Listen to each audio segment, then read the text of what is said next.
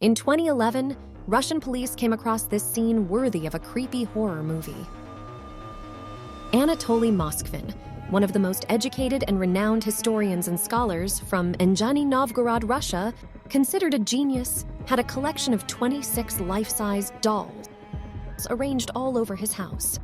Я им включал, я их рассаживал, у них были просверлены дырочки под глазки, соответственно, я им включал мультики, я им включал детские песенки, я им сам пел песни, которые мог, потом, Inside each doll were hidden the bodies of lifeless girls. However, he was not finished with any of them. The terrifying image and the unbearable odor left the detectives breathless.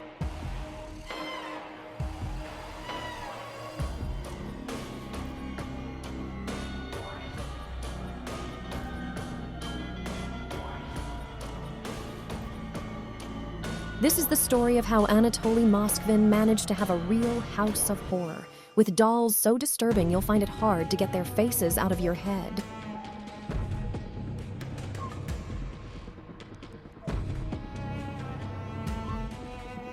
Arriving at Anatoly Moskvin's home, the police could not believe the horrific scene before their eyes.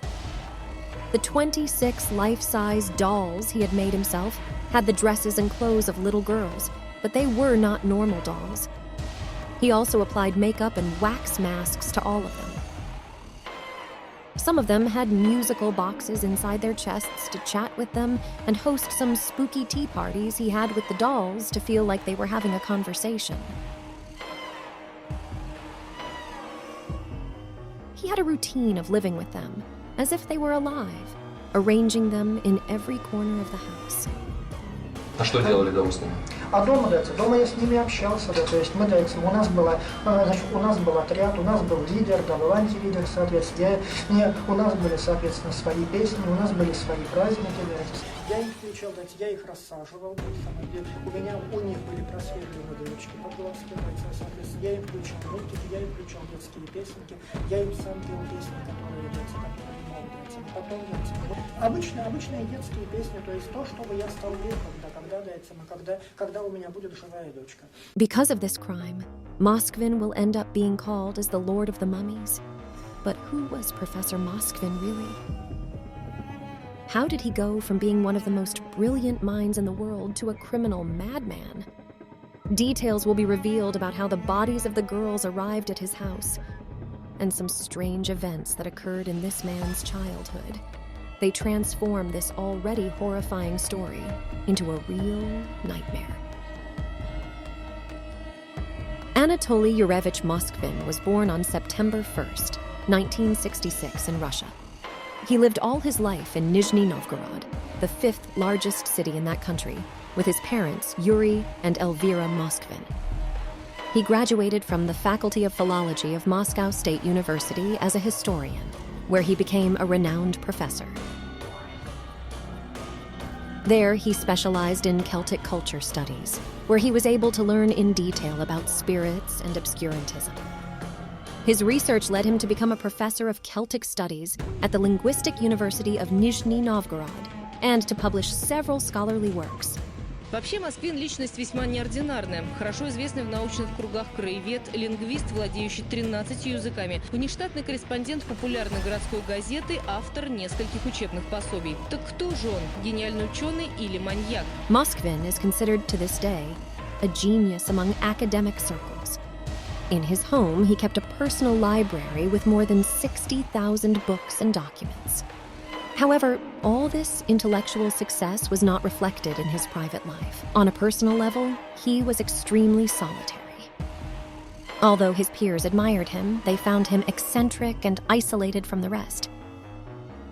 He never married or dated and did not like to party nor ever wanted to move out of his parents' house. There, and during his childhood, Moskvin will discover his disturbing hobby, which he will put into practice after participating in a strange ritual. And that will seal forever his pact with the other world. In the early 2000s, while articles were being published that would lead to Moskvin's position as an eminence, a mysterious parallel event was occurring in Nizhny Novgorod. reports reached the local police about vandalism happening to graves of young girls. The alert was given by families of the deceased due to a considerable increase in the desecration of graves of their loved ones. They found a significant number of graves destroyed, intervened, and ransacked. But the unknown was that there was no link between the victims, which left the police at a crossroads and without any clue. Time passed, and the case remained unsolved. Until in 2009, the reports came back, and more families realized their relatives were not resting in the cemetery. Lacking a theory as to who had stolen the remains and their belongings, they began to consult with experts in profane rituals, as one possibility that the victims were being used for ceremonies related to body attraction or Santeria. The authorities decided to turn to the eminent scholar Anatoly Moskvin, since he presented himself as the best candidate to solve the bizarre mystery as the person who knew the cemeteries of the region best.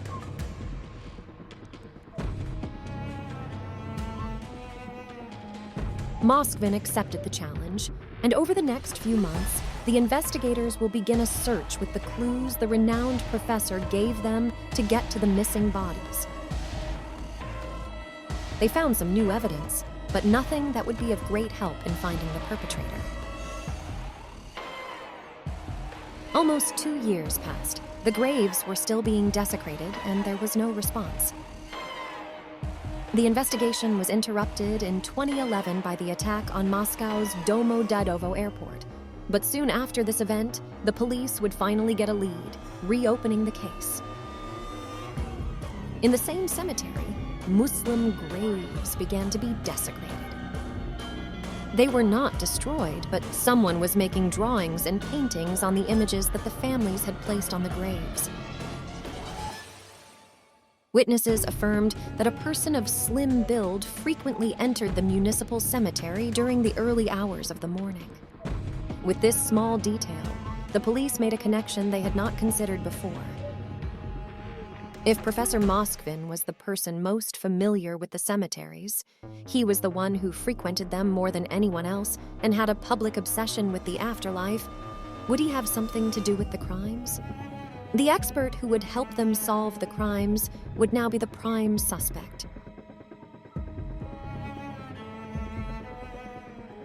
During Moskvin's childhood, there was a disturbing event where, because of some reckless adults, this genius's mind would develop a dark side so macabre that it would turn him into a bizarre criminal. On March 4th, 1979, when little Anatoly was 12 years old, near his home, he came across a group of people who were holding the funeral of a girl who attended the same school as Moskvin, 11-year-old Natasha Petrova. But it wouldn't be just any funeral. Frightened, the boy tried to run away from the grisly scene, but it was impossible, and the adults caught up with him. He remembered that dark moment as follows. I, trembling with fear, was led into the black crowd. The singing stopped. A tear-stained woman, apparently the mother of the deceased, handed me a large Hungarian apple and kissed me on the forehead. She led me to the coffin and, promising me lots of sweets, oranges, and money, ordered me to kiss her daughter. I burst into tears, begged to be released, but the cultists insisted.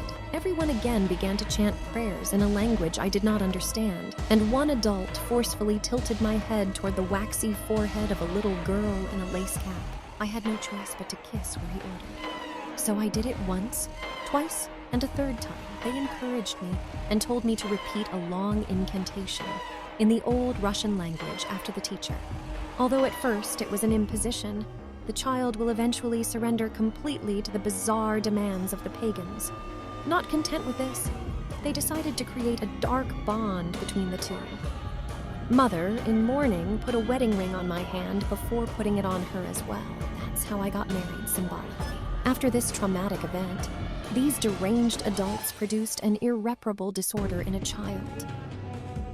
what was a simple interest and curiosity became the historian's greatest obsession, who will want to know everything related to paganism and obscurantism, even going so far as to practicing it himself. But no one would have thought how far his obstinacy would go and use his genius in his studies to maintain his connection with the other world.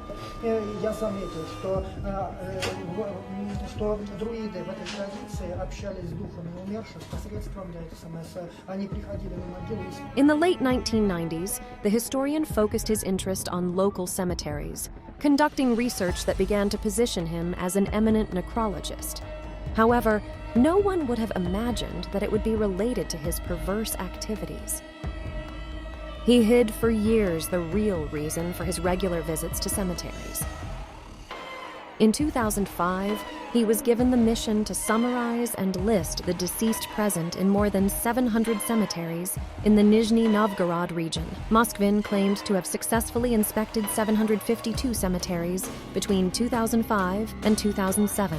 On his trip, he often had to sleep in abandoned places or in the cemeteries themselves. He spent one night in an open coffin that was to be used the next day. During these years, police officers would approach him for questioning on suspicion that he was vandalizing or robbing graves. However, Moskvin was never arrested since he had the permission of the university and academic prestige on his side, so he always had an alibi. Until the case of the remains of missing girls came up. With police suspicions of Moskvin's possible involvement in the crimes, they began to follow the movements of the historian, who would be found in a scene worthy of a terrifying movie. Moskvin was wandering around the vicinity of the cemetery late at night with a bag full of bones. He was arrested on November 2nd, 2011, when they had enough evidence to incriminate him. Мумий – это были тела девочек и женщин, Москвин собирал на протяжении 10 лет. У него в квартире, кроме кукол, было изъято большое количество одежды, похищенной из кладбищ, также таблички с кладбищ, фотографии кладбищ и научной литературы по данному направлению деятельности. In addition, along with the 26 dolls, they found an instruction manual on how to make them and on the mummification process, along with maps of the local cemeteries and the records of the tombs that had been desecrated for years. There was no longer any doubt. Anatoly Moskvin ransacked the graves of the girls, took them to his house and mummified them, to later then transform them into a collection of dolls. His procedure consisted of placing the embalmed bodies inside these clothes to give them a happier appearance than their lifeless bodies, worn out by the passage of time and decomposition. At the trial, he would deliver the macabre details and motives for his actions, and he would have a chilling message to the families of the victims. The estimate is that Moskvin looted around 150 graves given the number of pieces and plaques found in his home. However, he only admitted to stealing 44 remains of girls between 3 and 12 years old, so the exact number of victims who were unearthed is not really known. At the trial, he delivered a puzzling message for the parents of the little girls. "You abandoned your girls in the cold. I took them to my house and gave them shelter. I did everything I would do for my own living children, and I considered them alive. They are only temporarily lifeless." In his statement, he admitted that he wanted to become an expert in the creation of mummies, to prepare the bodies of the girls, and to talk to them until technology could find a way to bring them back to life. Moskvin said he felt very sorry for the deceased girls, and that is why he sought to bring them back to this world through science and black magic. But he did not disturb the eternal rest of any girl, but made a careful selection. "I lay down on the graves and tried to get in touch with them. I listened to what they said. They often asked me to take them for a walk." Я заинтересовался, тоже стал спать на могилах детей, которые мне понравились. Мне стали приходить духи умерших детей. Я этим занимаюсь около 20 лет. Значит, я, соответственно, проверял, то ли это бесы приходят, то ли это духи приходят, соответственно. Moskvin was 45 years old at the time of his arrest and was still living with his parents, who claimed at the trial that they never realized what the dolls were hiding, despite the putrid smell in the house. We saw the dolls and had no suspicions that there were bodies inside. We thought it was his hobby, making such big dolls, and we didn't see anything wrong with it. Although in 2012, Moskvin was convicted of 44 counts of grave desecration, he was declared insane and was therefore declared unimpeachable and was sent to a psychiatric clinic in 2013. Экспертиза показала, так называемый повелитель мумий болен шизофренией в параноидальной форме. The girls began to be returned one by one to their families so that they can finally continue their eternal rest. However, a petition to free Moskvin would once again spread panic among families with loved ones at the Nizhny Novgorod cemetery. The remains of the girls were again in danger. In 2018, doctors called for the release of Anatoly Moskvin. According to them, the former teacher would have been cured for 2 years and could perfectly well follow an outpatient treatment at liberty. This, despite having testified at his trial, "Don't bury the girls too deep again because I will bring them together again when I am free." Да, несомненно, я раскаиваюсь в моих поступках, поскольку не все то, что я планировал, вышло так, как оно это вышло. Может быть, мне надо было идти каким-нибудь другим путем. But there are those who do not believe Moskvin's words. Natalia Chardimova, Olga's mother, one of the girls kidnapped by Moskvin, was one of the people who raised their voices against the release of the historian. The mother never realized that the girl was no longer in the grave. She was praying and bringing flowers to an empty place. This bereaved mother will make the following statement. Natalia Chardimova. This creature brought fear, terror, and panic into my life. Natalia Chardimova. I still can't believe the sick perversity of this guy who lived for 9 years with my mummified daughter in his room. I had her for 10 years and he had her for 9. I can't believe he's going to be free to go wherever he wants. Neither my family nor the families of the rest of his victims is going to be able to sleep peacefully if he is released. Natalia Chardimova. That man deserves life imprisonment and strict medical control without freedom of movement. Also, Olga's father, Igor Chardimova, joined his wife's words and declared, Igor Chardimova, our laws are too soft. The punishment should be commensurate with what the person has done. I wish I had met him by Olga's grave. But if I had done what I should have done, it would be me in jail now. Igor Chardimova. We buried my daughter without a name to prevent him from finding her if he was released. Despite the acceptance of the request for his release, a series of formalities, setbacks, and regrets on the part of some doctors, Moskvin remained in detention.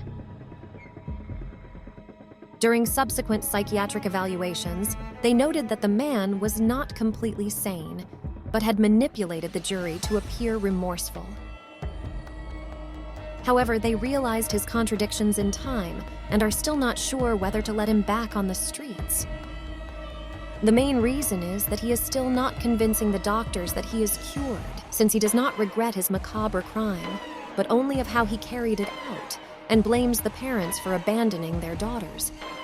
These girls don't have parents. I don't know any of them. Besides, they buried their daughters, and this is where I think their rights to them ended. So no, I would not apologize. Moskvin could be free to go wherever he wanted to go and visit any cemetery, in spite of the irreparable and unforgivable pain that he inflicted on almost 100 families.